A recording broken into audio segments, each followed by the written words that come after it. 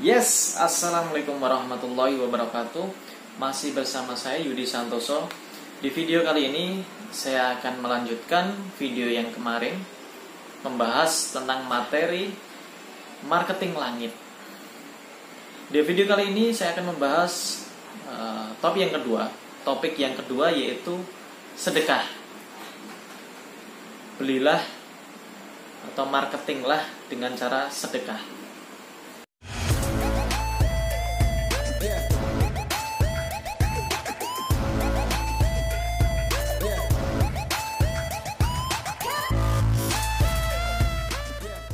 Mas, kenapa mas kok pakai sedekah segala? Mas, kenapa mas kita jualan aja mas, nggak usah pakai sedekah? Toh kita kan belum dapat untung mas. Mas, kenapa toh bisnis harus pakai sedekah? Bukannya akan mengurangi keuntungan kita?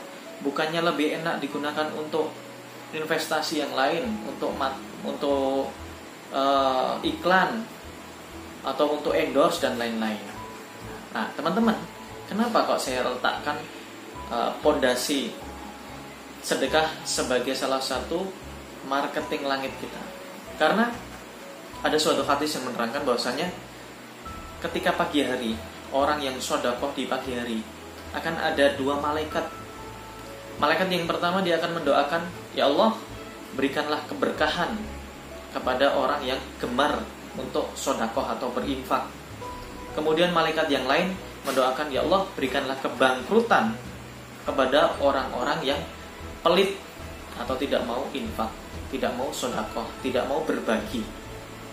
Nah, dari hadis tersebut menjadi suatu kesimpulan bahwasanya kita perlu untuk infak, untuk sedekah, untuk berbagi.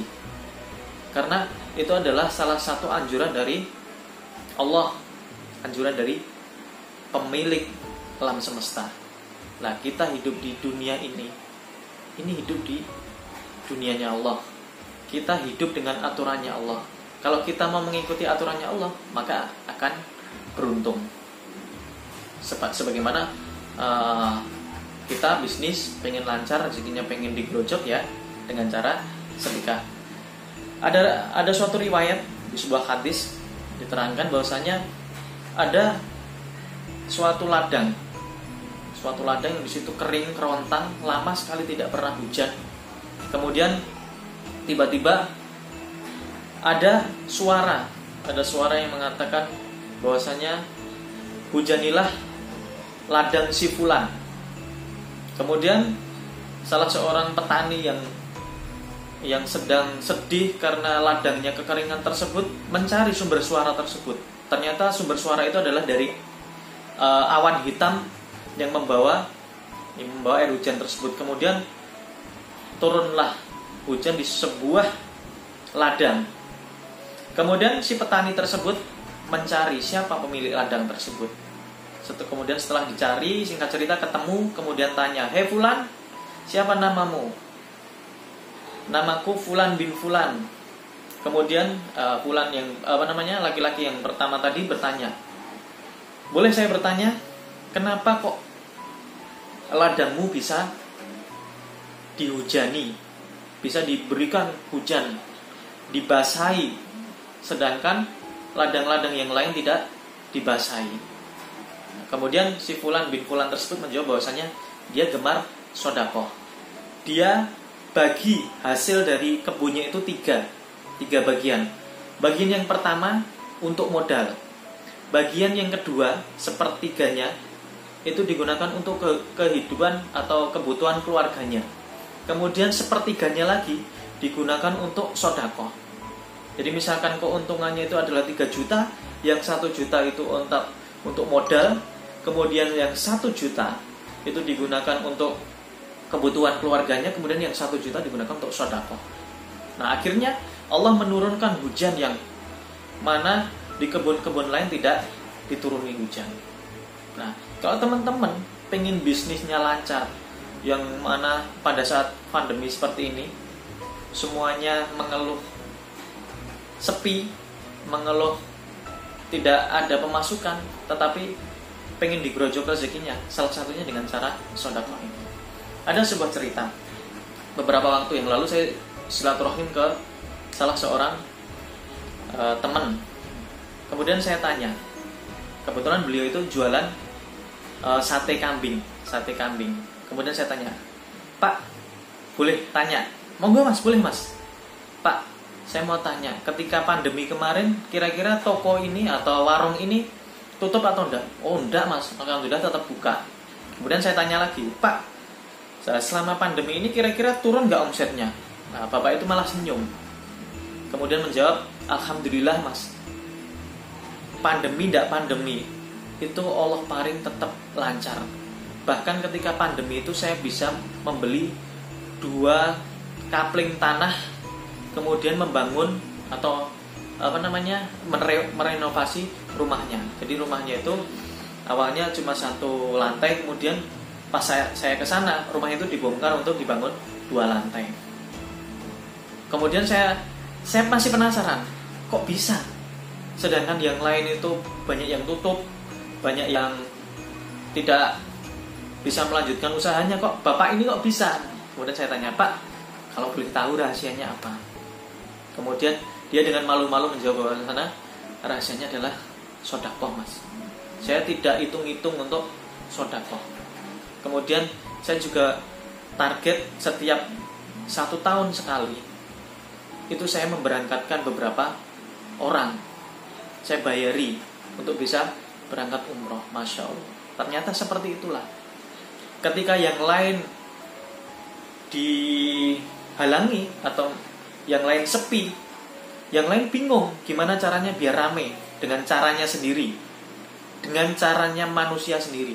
Tapi si bapak ini menggunakan caranya Allah, dengan cara sedekah itu tadi, dipancing, kemudian dapat hasil yang lebih banyak. Banyak yang menganalogikan bahwasanya kalau kita pengen mancing ikan di laut, kita tentunya tidak mungkin membawa umpan cacing, tidak mungkin kita membawa umpan yang kecil-kecil seperti ikan teri. Pasti umpannya besar dan kailnya pun juga besar. Begitupun ketika kita pengen mancing rezeki yang besar, kita juga harus menggunakan atau memancingnya dengan sedekah yang besar pula. Kalau bapak tadi kurang lebih sedekahnya yang terlihat saja mengumrohkan orang itu, kalau 1 orang 25 juta, misalkan mengumrohkan 2 orang berarti kan 50 juta setiap setahun sekali. Belum sedekah yang lainnya setiap harinya belum kelihatan. Kemudian ada cerita lagi teman-teman. Ini pengalaman saya pribadi. Saat itu tahun 2015 saya kebetulan sedang merintis sebuah usaha toko pakaian. Kemudian setelah terkumpul uang yang cukup, kemudian saya ditawari seseorang untuk membeli mobil. Saat itu belum saya iyakan. Saya pikir ketika saya merintis usaha, saya akan terlihat sukses kalau saya sudah mempunyai mobil. Kebanyakan pengusaha seperti itu. Kemudian saat itu belum saya iyakan, kemudian saya istiqoroh, saya musyawarah, saya sharing dengan istri bagaimana baiknya. Ternyata istri belum setuju ketika saya pengen beli mobil saat itu. Kemudian saya berdoa kepada Allah, ya Allah, berikanlah jalan yang terbaik. Ini uang ini untuk apa? Karena kebetulan ada sisa usaha, maksudnya modal tetap berjalan, ada hasil yang kurang lebih sekitar segitu. Kemudian ada yang menawari untuk umroh. Kemudian saya dinasihati untuk diajak untuk umroh. Kemudian saya sharing dengan istri. Alhamdulillah istri juga setuju dan bisa menerima saya untuk bisa berangkat umroh. Karena itu bagian dari sedekah juga. Apa yang kita berikan untuk sabilillah, apa saja uang yang kita keluarkan untuk jalannya Allah, termasuk ke Baitullah, itu adalah sedekah. Akhirnya bismillah saya gunakan untuk umroh saat itu. Saat itu umroh Ramadan, saya ditemani oleh ibu mertua saya. Uang yang harusnya bisa saya gunakan untuk DP mobil saat itu, saya gunakan untuk umroh. Nah, kemudian saya pulang. Singkat cerita, setelah pulang dari umroh, saya pulang. Ternyata setelah beberapa bulan, Allah itu mengganti seluruh biaya-biaya yang saya keluarkan ketika umroh tersebut. Jadi singkat ceritanya, ada beberapa supplier yang percaya kepada saya, padahal belum kenal saya, belum pernah ketemu saya, memberikan barang, menitipkan barang untuk dijualkan di toko saya, yang nilainya kurang lebih sekitar 200-an juta lah saat itu. Nah, alhamdulillah sampai sekarang ini. Jadi kerjasama dengan supplier saya itu sampai dengan sekarang ini. Nah, itu adalah salah satu contoh ketika kita mau mengeluarkan harta kita untuk beramal, untuk sedekah atau untuk perjuangan di jalan Allah. Salah satunya untuk umroh itu tadi. Itu bisa dilipat gandakan, teman-teman. Saya bahkan, ya Allah, Masya Allah, kalau ingat kejadian tersebut masih bisa meneteskan air mata. Setelah saya pulang umroh, itu semua perjalanan karir saya, semua perjalanan bisnis saya itu seperti diberikan jalan tol, lurus, lancar sekali. Bahkan hampir-hampir tidak ada halangan. Kalau halangan pasti ada sedikit, tapi nggak terlalu besar. Jadi intinya adalah ketika kita pengen besar usaha, ketika kita pengen lancar rezekinya, sedekah. Ada modal, misalkan ada modal 10 juta. Ini buat apa nih 10 juta ini? Apa langsung saya belikan barang semuanya atau gimana nih? Nah, kalau saran saya, potong dulu untuk sedekah. Terus Mas, misalkan saya tidak punya modal nih Mas, jelas tidak ada punya modal. Nah, harta yang tersisa di teman-teman sekalian pasti ada yang bisa dikeluarkan. Wujudkan uang atau wujudkan barang yang bisa kita sedekahkan. Teman-teman jangan ngeluh, karena di luar sana banyak sekali orang-orang yang di luar atau di bawah kita. Mungkin saat ini teman-teman lagi sedang terpuruk dalam utang, dalam masalah finansial, butuh uang untuk bayar utang.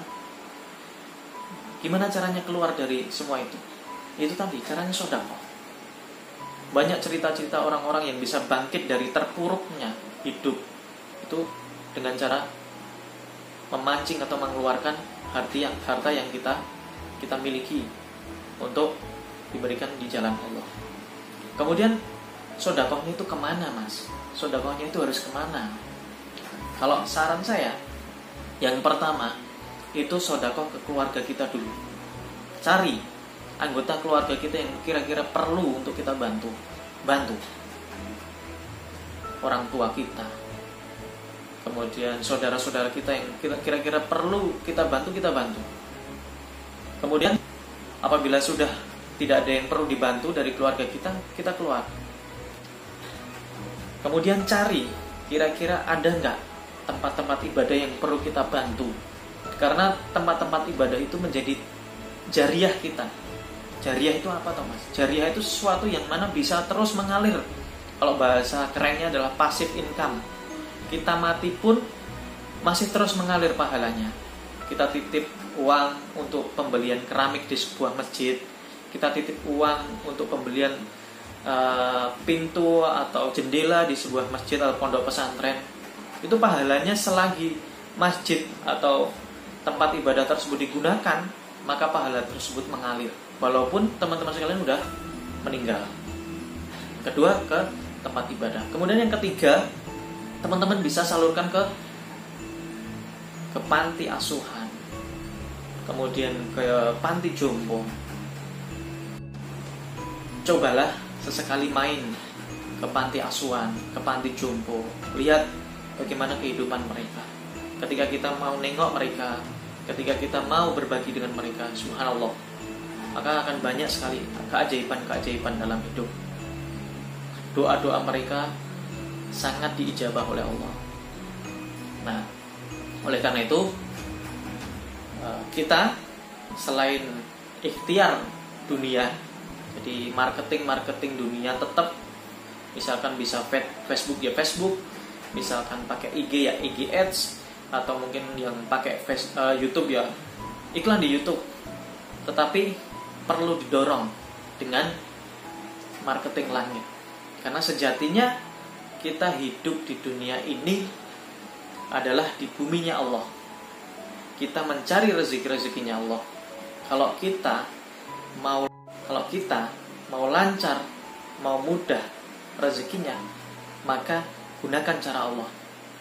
Kalau kita mau menggunakan cara kita sendiri, capek dan belum tentu berhasil. Tetapi kalau kita pakai caranya Allah, yang menjamin Allah sendiri. Man jaa bil hasanati falahu asrun amsalihah. Barang siapa yang beramal satu, sedekah satu, maka Allah akan membalasnya 10 kali lipat. Bahkan di ayat lain diterangkan bahwanya illa masya Allah, berkali-kali lipat, bahkan sampai sakarepe Allah. Terserah Allah mau membalas berapa. Oke, teman-teman, saya tunggu testimoninya dari marketing langit ini, baik istighfar maupun sedekah. Mudah-mudahan video ini bisa menginspirasi teman-teman, bisa memberikan ilmu baru bahwasanya ada suatu jurus atau teknik marketing selain marketing konvensional, yaitu marketing langit. Dan marketing langit ini adalah marketing yang mana dianjurkan oleh Allah, dianjurkan oleh Tuhannya kita. Tentunya ini lebih luar biasa hasilnya apabila dibarengi dengan marketing konvensional. Dan cara ini tidak hanya digunakan hanya berhenti di penjualan atau di bisnis saja. Di seluruh kehidupan kita bisa kita gunakan jurus ini.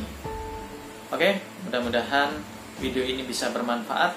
Jangan lupa like, share, bagikan sebanyak-banyaknya kalau dirasa video ini bermanfaat. Kemudian jangan lupa subscribe agar dapat mengikuti atau mendukung channel ini agar lebih berkembang lagi. Ada tips-tips atau ilmu-ilmu baru yang bisa saya bagikan kepada teman-teman sekalian. Dari saya, Yudi Santoso, akhir kalam, assalamualaikum warahmatullahi wabarakatuh.